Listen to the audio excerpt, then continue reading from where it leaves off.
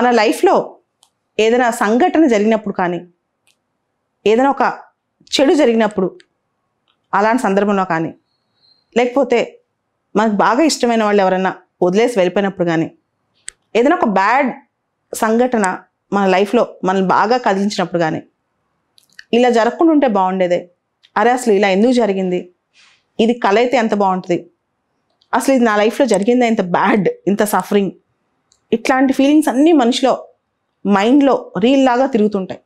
కొంతమందికి అయితే సంవత్సరాల తరబడి తిరుగుతూనే ఉంటాయి అన్నమాట.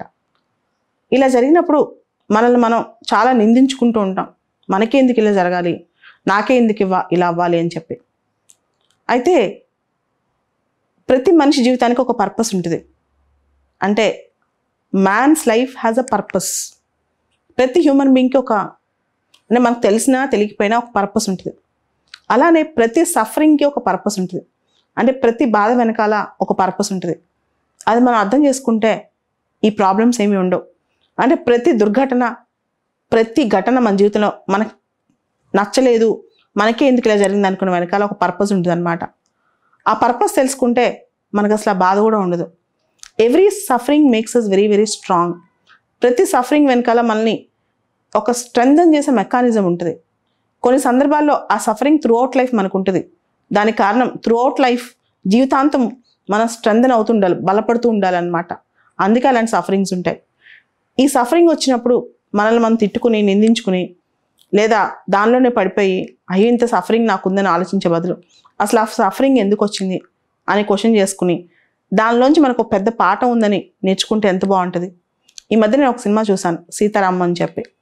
దానిలో ఒక స్టేట్మెంట్ ఉంటుంది అనమాట. ఆ స్టేట్మెంట్లో ఇది కల అయితే ఎంత బాగురా, లేదా ఈ క్షణాలు క్షమించలేనివిరా అని. నిజంగా ఆ సినిమా చూసినప్పుడు ఎవరైనా మూవ్ అయిపోతారు. ముఖ్యంగా సెకండ్ హాఫ్లో దారుణంగా, అంటే ఆ బాధ అనేది అంత భయంకరంగా ఉంటుంది. కానీ ప్రతి బాధ వెనకాల, ప్రతి సఫరింగ్ వెనకాల ఒక రీజన్ ఉంటుంది. విక్టర్ ఫ్రాంక్లిన్ అని చెప్పి ఒక గొప్ప సైకాలజిస్ట్, ఆయన జర్మన్ జ్యూ అనమాట. ఆయన ఒక మాట అంటాడు, మ్యాన్ సర్చ్ ఫర్ మీనింగ్ అనే పుస్తకంలో, every human life has a purpose, every suffering has a purpose and every suffering has a meaning. దానికి మించి చాలామంది సఫరింగ్ వచ్చినప్పుడు దాని ఆల్టర్నేటివ్గా లైఫ్ని ఎంజాయ్ చేయడానికి ట్రై చేస్తారు, దానికి ఆల్టర్నేటివ్గా ప్లెజర్స్ ఎత్తుకుంటారు. కానీ కొద్దిమంది మాత్రమే they have the courage to suffer. అసలు సఫరింగ్ అనేది భరించాలంటే చాలా పెద్ద కరేజ్ కావాలి, అది కూడా జీవితాంతం భరించాలంటే కరేజ్ కావాలి. కాబట్టి సఫరింగ్ అనేది నెగిటివ్ థింగ్ కాకుండా సఫరింగ్లోంచి కూడా, అంటే సఫరింగ్ నుంచి కూడా మనం పైకి వచ్చామంటే నిజంగా మనం చాలా స్ట్రెంగ్త్ అవుతున్నట్టు, మనం స్ట్రాంగ్గా ఉన్నట్టు అనమాట. సో ఒక మంచి కమిట్మెంట్, అది సీతారామం అనేది ఒక సినిమానే కావచ్చు, కానీ ఆ సినిమాలో ఒక పాజిటివ్ కమిట్మెంట్, మంచి కమిట్మెంట్, ఒక ట్రూ కమిట్మెంట్ అనేది అక్కడ మనకు కనిపిస్తుంది అనమాట.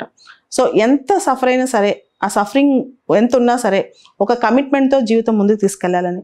సో ఇటువంటి మీనింగ్ ఉన్న మంచి ఆలోచనలు పెట్టుకుంటే బెటర్. కానీ ఒక సఫరింగ్ తీసుకుని దానిలోనే భరిస్తూ, దానిలోనే అన్యాయం అయిపోయి, దానిలోనే కన్నీళ్ళు కారుస్తూ ఏమీ సాధించకుండా బతికే కన్నా సఫరింగ్లోంచి పైకి వచ్చేవాడే నిజమైన మనిషి.